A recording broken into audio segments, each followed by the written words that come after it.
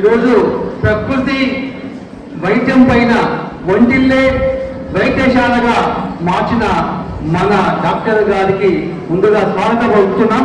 అట్లానే నా గురువైన మా యొక్క గుమ్మ నారాయణ వారు ఈ యొక్క గాంధీ గ్లోబల్ గాంధీ పరిషత్కు ఆయన చైర్మన్, వారికి స్వాగతం పలుకుతూ ఈరోజు నన్ను ఇంత ద్వారా చేసిన మా యొక్క గురుతుల్యులు మా యొక్క డాక్టర్ రమేష్ సార్ గారు ఈ చదువు కోసమని కొన్ని కోట్ల రూపాయలను ఖర్చు పెట్టి ఈ యొక్క పెద్ద పెద్ద బాయగుంటలు 100 పైన బాయగుంటలు తొలగించి నీళ్ళందు కూడా ఈ చెరువులలో ఉండాలని, ఈ యొక్క మొత్తం గ్రౌండ్ వాటర్ ఉండాలని, అట్లానే ఈ యొక్క ప్రకృతి తల్లికి సేవ చేస్తున్న మా డాక్టర్ రమేష్ గారికి, అట్లానే వేదిక మీద ఉన్న అందరూ కూడా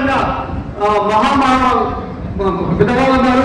అట్లనే ఈ కార్యక్రమంలో నా వెన్నంటి ఉన్న మా యానాల ప్రభాకర్ రెడ్డి గారు ఈరోజు నాకు అన్ని రకాలుగా తోడుగా ఉంటూ ఈ కార్యక్రమానికి నాంది పలికారు. వారి కూడా స్వాగతం, వాళ్ళ టీం కూడా స్వాగతం పలుకుతూ ఈరోజు ఇంత రానం వచ్చిన ప్రకృతి అభిమానులందరూ కూడా మనస్ఫూర్తిగా కృతజ్ఞత తెలియజేస్తూ ఈరోజు మా యొక్క సూపరింటెండెంట్ అంటే ఒక నారాయణపేట వైద్య కళాశాల ప్రిన్సిపల్, నిజంగా ఆయన ఒక గొప్ప వ్యక్తి. అసలు ఎంతో మందికి బీద వాళ్ళకు, చెంచు వాళ్లకు అందరూ కూడా తన వైద్య వృత్తితో అందరికీ రోగాలను నయం చేస్తూ గొప్ప వ్యక్తిగా పేరు తెచ్చుకున్నాము. అన్న రామకృష్ణ గారికి స్వాగతం అవుతూ ముందుగా ఈ యొక్క సభాధ్యక్షుల గారు ఇచ్చిన తర్వాత మిగతా కార్యక్రమం గురించి మనం మాట్లాడదాం. ఇల్లు వైద్యశాల అయితే అది ఎంత బాగుంది, ఆహారం ఔషధం అయితే అమ్మో అంతకంటే ఏం కావాలి, అంత ఎంత బాగుంటుంది. వండిపెట్టి అమ్మ డాక్టర్ అయితే ఆరోగ్య సమాజం ఏర్పడటానికి అంతకంటే ఏం కావాలి. ఇది కోరికే మాత్రమే. ఇవాళ సామాజికంగా మీరు పరిశీలిస్తే ఈ సిద్ధార్థ విద్యాలయం ఇచ్చే స్లోగన్ ఓన్లీ ఒక ఆశ, ఒక ప్రేమ, సమాజం మీద ప్రేమ మాత్రం. సత్యం కాదు. ఎందుకు సత్యం కాదు?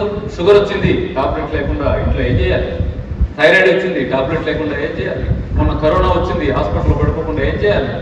క్యాన్సర్ వచ్చింది, ఆ కీమోథెరపీ తీసుకోకుండా ఏం చేయాలి? ఇంట్లో కూర్చొని ఏం చేయాలి? అమ్మో, ఇల్లు వైద్యశాల కాదు, వంటగది మందుల షాప్ కాదు, ఆహారం ఔషధం కాదు, అమ్మ డాక్టర్ కాదు. డాక్టర్లు అంటే అదిగో అక్కడికి వెళ్ళాల్సిందే. ఆరోగ్యం అంటే అదిగో అవి మింగాల్సిందే. ఆరోగ్యం అంటే పొడిపించుకోవాల్సిందే. కుదరదు, ఆస్ట్రేజ్గా ఉంది, దాటితే ఏం చేయాలి? కొయ్యాల్సిందే, కట్ చేసి తీసి కుక్కలకు పిల్లలకు వేయాల్సిందే. ఈ రెండిట్లో ఏది నిజం? ఇందాక నా కళ, ఆశ, ప్రేమ, ఆప్యాయత అని మాట్లాడింది అది నిజమా? ఇప్పుడు నేను మాట్లాడింది నిజమా? ఇవాటికైతే 99% నిజంగా ఉన్నది రెండోసారి మాట్లాడింది మాత్రమే.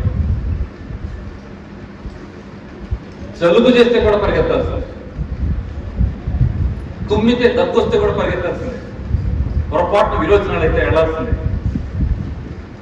మాట్లాడతావు ఇల్లు వైద్యశాలని, హాస్పిటల్ నుంచి మాట్లాడతావు, మళ్ళీ ఇల్లు వైద్యశాల అంటావు.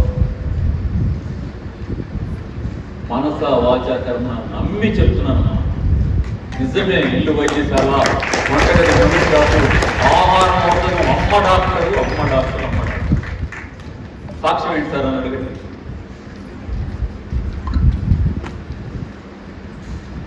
నాది ఖమ్మం జిల్లా నేలకొండపల్లి. అక్కడ బౌద్ధ స్తూపం అంటే దాని ఎదురుగా కాస్త చిన్న గుడిసేసుకుని ఆశ్రమం చెట్ల కింద కూర్చొని ఏదో చెప్తున్నాను. వదిలే, మీది మహబూబ్ నగర్, అక్కడికి ఇక్కడికి 350 కిలోమీటర్ల దూరం. ఇల్లు హాస్పిటల్ అంటానికి సాక్ష్యం ఇక్కడ ఉందేమని ఎత్తుక్కుంటాను మీలో. ఏమండి, ఎవరైనా కొండపల్లి ఒక్కసారి వచ్చి నాతో మాట్లాడి మళ్ళీ ఇంటికి వచ్చి మీ ఇల్లు హాస్పిటల్ అవుతేమో, మీ ఆహారం ఔషధం అవుతేమో అని ట్రై చేస్తున్నాడు ఇక్కడ ఎవరైనా ఉన్నారా? ఓ, చేతులు చూస్తున్నాయి, ఆశ్చర్యం.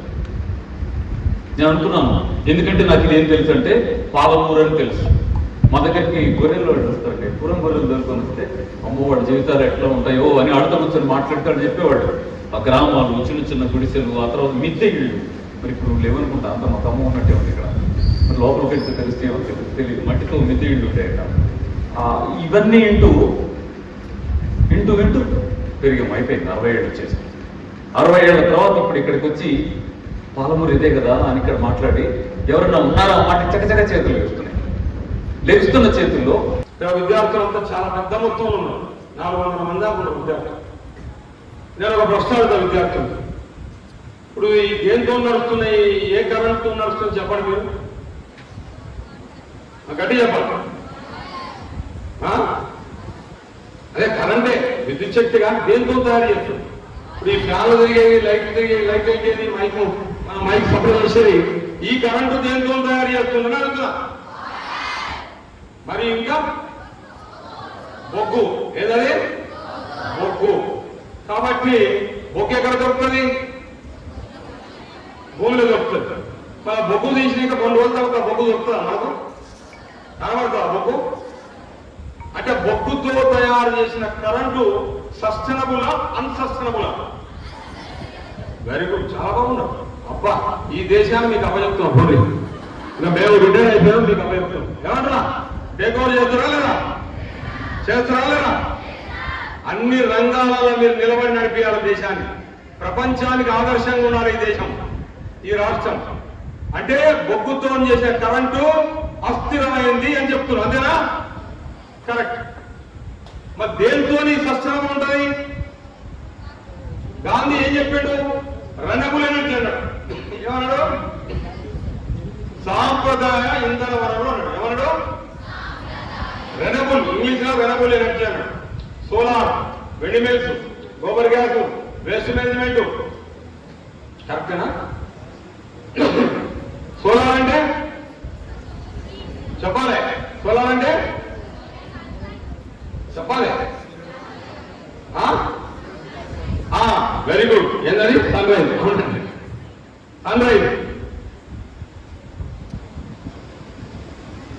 అంటే సూర్య, సౌరశక్తి అంటాం, అంతేనా?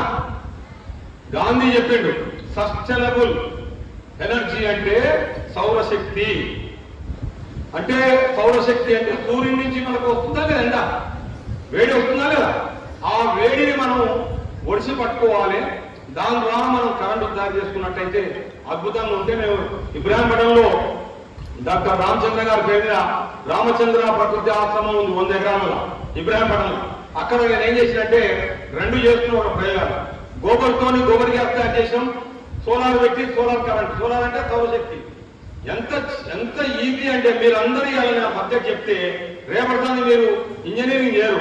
మేము ఈ సోలార్ ఏవైతే ఉన్నాయో ఈ సోలార్ డెవలప్మెంట్ లో సస్టైనబుల్ ఎనర్జీలో మేము భాగస్వామ్యం అయ్యి రేపు ఫ్యూచర్ అంతా మేము ఒక 5 ఏళ్ళు అదే చదువుతాం సార్ అంటారు విద్యార్థులంతా.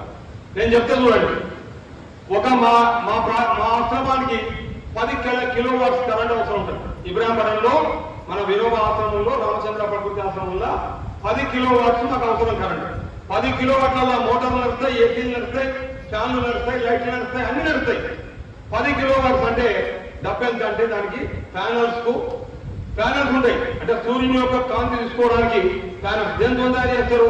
అల్యూమినియం ఉంటుంది, సిల్వర్ ఉంటుంది, అదేవిధంగా మిగతా కొన్ని మెటల్స్ ఉంటాయి. ఇసుక ఉంటుంది, ఇసుకలో ఉన్నటువంటి ఒక కెమికల్ కాంపౌండ్ తీసుకొని తయారు చేస్తారు సోలార్ ప్యానల్స్. బాగా వినాల విద్యార్థులు, ఇది మీ భవిష్యత్తు. సోలార్ అంటే సూర్యుడు ఉన్నట్టుగానే ప్రపంచంలో భూమి మీద, భూగోళం మీద ప్రాణకోటి ఉంటుంది. సూర్యుడు నేను ఉండను పో అంటే ప్రాణికోటి ఉండదు, మనిషి ఉండడు. కాబట్టి సూర్యుడు ఉన్నట్టుగా నీకు ఉండేటువంటి శక్తి ఏంటంటే సౌరశక్తి. ఆ సౌరశక్తి గురించి నేను ఏం చెప్తున్నా, రామచంద్ర ప్రకృతి ఆశ్రమం ఇబ్రాహీంపట్నంలో 10 కిలోవాట్స్ తీసుకున్నాం. ఎంత కరెంటు బిల్లు కట్టేది? మేము 12,000 కట్టేది. నెలకు 12,000 అంటే సంవత్సరానికి ఎంత చెప్పాలి? మీరు ఇక్కడ ఇంటుండ్రా, ఎక్కడ టెలిఫోన్లు చూస్తున్నా తెలవాలి నాకు కూడా. 12,000 కంటే సంవత్సరానికి ఎంత? మా నక్షత్రమ్మ చెప్తారు, మీరు చెప్పొద్దు. మీరు మళ్ళీ ఆఖరికి మీరు సూసైడ్ చేసుకుంటారు. రైతు నక్షత్రమ్మ ఆత్మకూరులో 20 ఎకరాలు చెరుకు పండిస్తా. వచ్చింది డాక్టర్ సాబ్ అభిమానం. ఎన్ని? 12,000 అంటే గడి చెప్పాలి. 1 లక్ష 1,44,000 సంవత్సరానికి. సంవత్సరానికి 1,44,000 అయితే 10 సంవత్సరాలకి ఎంత? 10 సంవత్సరాలకి ఎంత? 10 లక్షలు.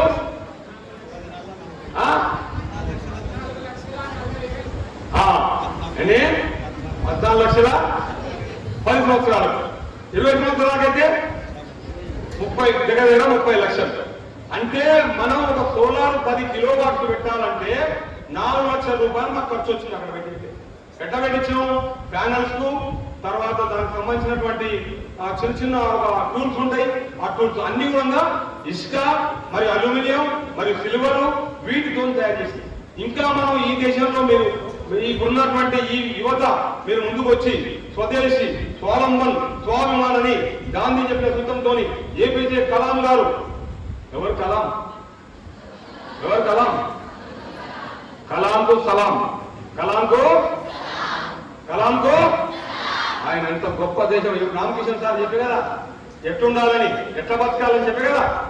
దానికి ఒక బుద్ధుడు, ఒక మహాత్మా గాంధీ, ఆ తర్వాత కలాం.